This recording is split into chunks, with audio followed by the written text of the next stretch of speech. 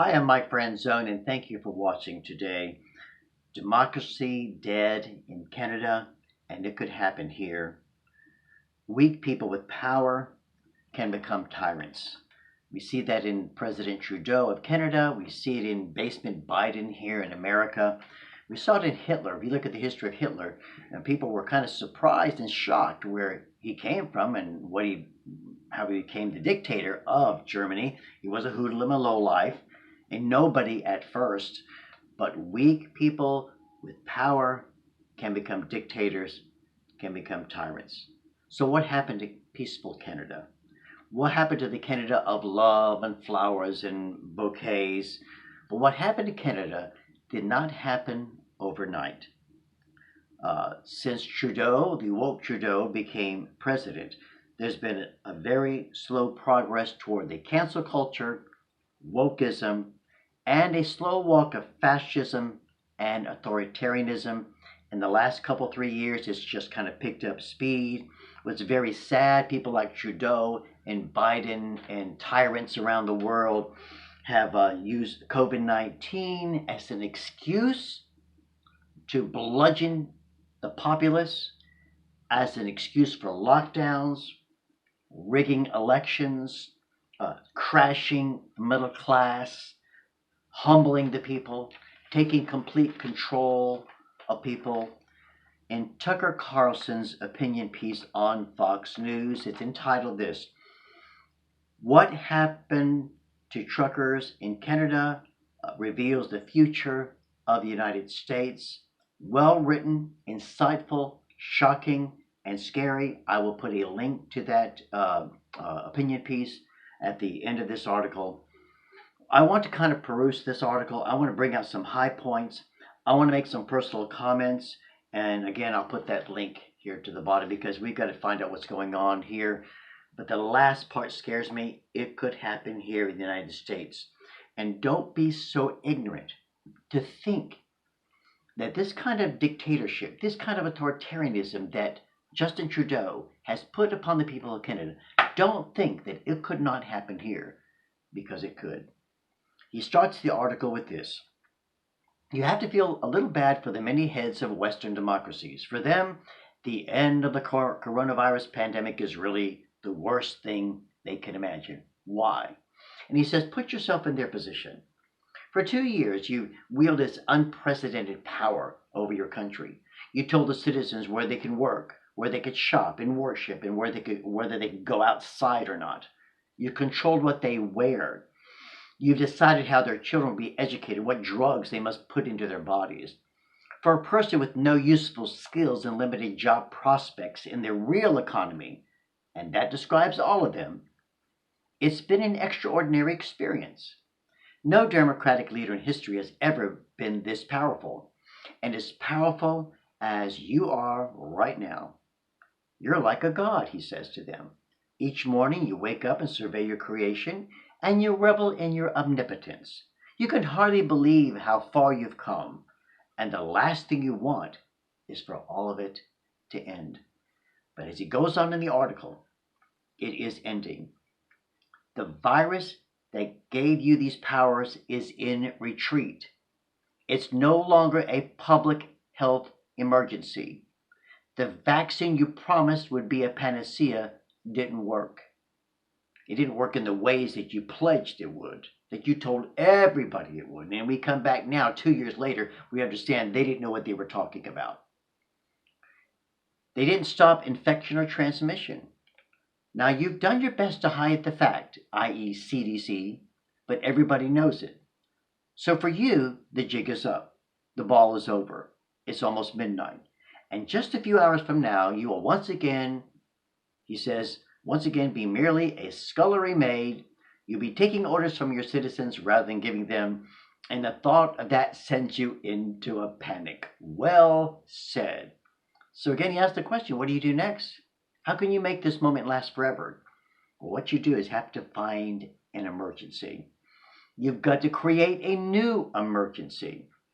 We said here is that some Democratic politician here in America a few years ago said this: we can never let a good crisis go to waste. And isn't it true here in America with the Democratic Party?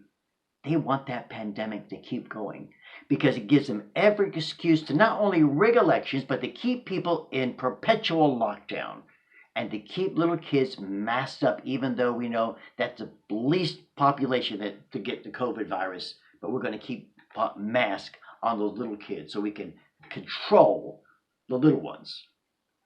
He comes on. He says, if you're going to remain a god, you need a devil to fight. So if you're wondering why so many Western leaders suddenly are vilifying their own populations, people they were supposed to represent, this is why. Now watch this, folks. Find an enemy, create a crisis, stay in power forever. It's the oldest recipe for tyranny that there is. If we don't recognize it in our own age, it's only because nothing like this is supposed to happen in a democracy, but it's happening most clearly in Canada. He goes on, Justin Trudeau enacted this emergency law that's never been enacted, Emergency Powers Act, that's never been enacted in the history of Canada. He used this against the peaceful truckers to declare a martial law. He used the power of the police to control, to shut down opposition media coverage. And most of the media in Canada is pretty much the lapdog of the Canadian government. And as it is here, most of our media is running cover for the Democratic Party here as well. He says here, these are dictatorial powers, but they were necessary, Trudeau explained, because this was an emergency. And does this sound familiar? White supremacists and other sedition-minded forces backed by foreign saboteurs threatened the very existence of Canada. The truckers were an invading army. So, over the weekend, as he writes, they defeated that army. Yet emergency powers remain, even though the army was, quote, unarmed, praying, singing, all right? He cleared the truckers by force. More and more stories are coming out about what they did to people, how violent some of them were with the people. Even caught a number of the policemen online talking about how wonderful it was to crack down and beat those heads and put them under our jackboots. It goes on, and they're actually investigating that as well. He cracked down on human rights that he says has put Canadians in danger. He even told one woman she's no longer, Trudeau's forces told one woman she's no longer allowed to record what happens in her own city. Great story, you've got to read that. Here's another story here about the Ionic Cafe, it's called. It's a place in Ottawa. That's a coffee shop in downtown Ottawa. On Sunday, riot police tried to break into the cafe and shut it down. Why? Because the proprietors had dared serve coffee to the truckers during the protest. Does this sound familiar? Didn't this happen in 1930s Germany? It did.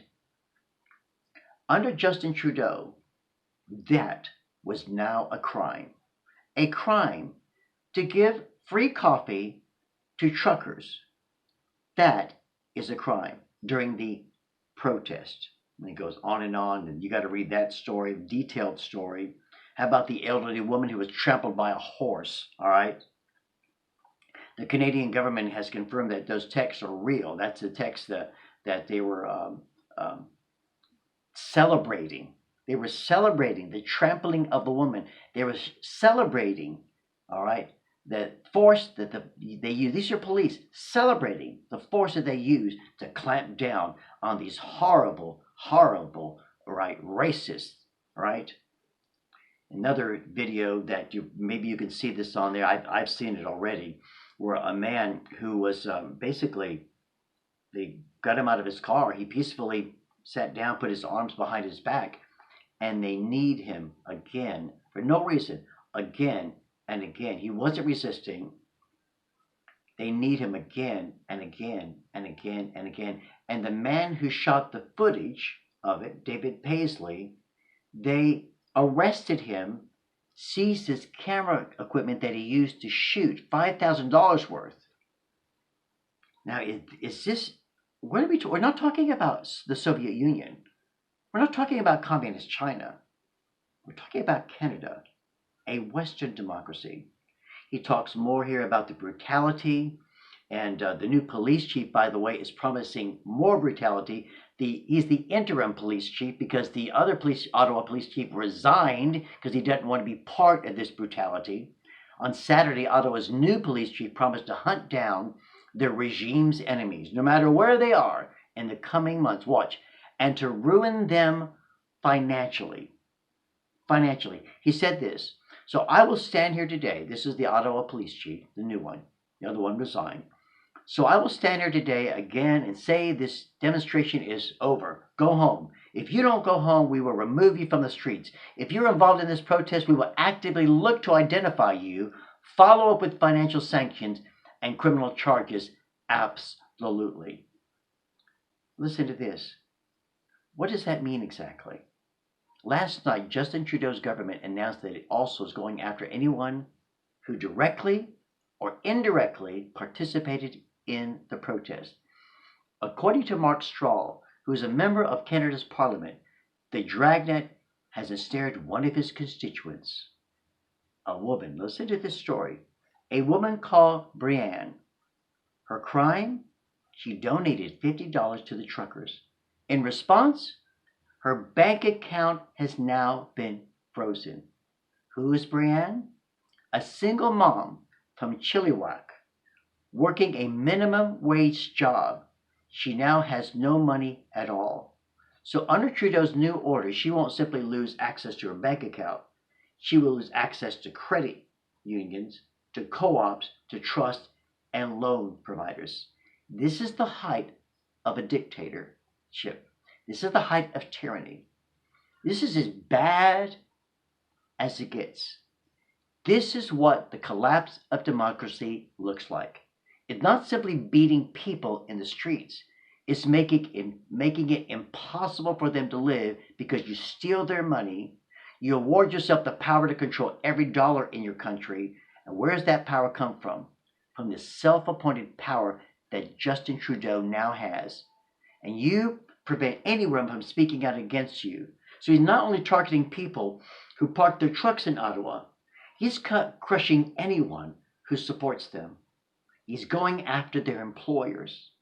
Over the weekend, the owner of a trucking company in Ontario received his threatening call from Trudeau's authorities. Listen to the call. Here it is. Well, caller. Well, my job is to phone the registered owner of the trucks to ask them if they are still in Ottawa, if they are still in Ottawa. I wish to tell the registered owner that now they can be subject to the new measures under the Emergency Measures Act. So they can seize assets, freeze bank accounts, and all that kind of stuff. I just read you the call that was recorded, that was sent to this trucking company. Well, it goes on and on. You're going to have to take some time to read it. I don't want to belabor the point. I'll make sure I put that article underneath the thing. But let me get to the very close of it because I think it could happen here. It could happen here. It says, now the Biden administration, you should know and not forget, has encouraged all of this. Vladimir Putin is a tyrant, they tell us, not Justin Trudeau. And it's pretty clear that if you want to know the future they are planning for us, the United States, look north to Canada. My friend, I don't think that's a far stretch. I don't think that is begging the point. I think it could happen here because we have someone just as weak and we have a party that's in control of our current government. That's scary. That's shocking. We need to pray. We need to speak out. And we need to stand. Thank you so much for watching this video today. I hope you like and subscribe. Take care. God bless.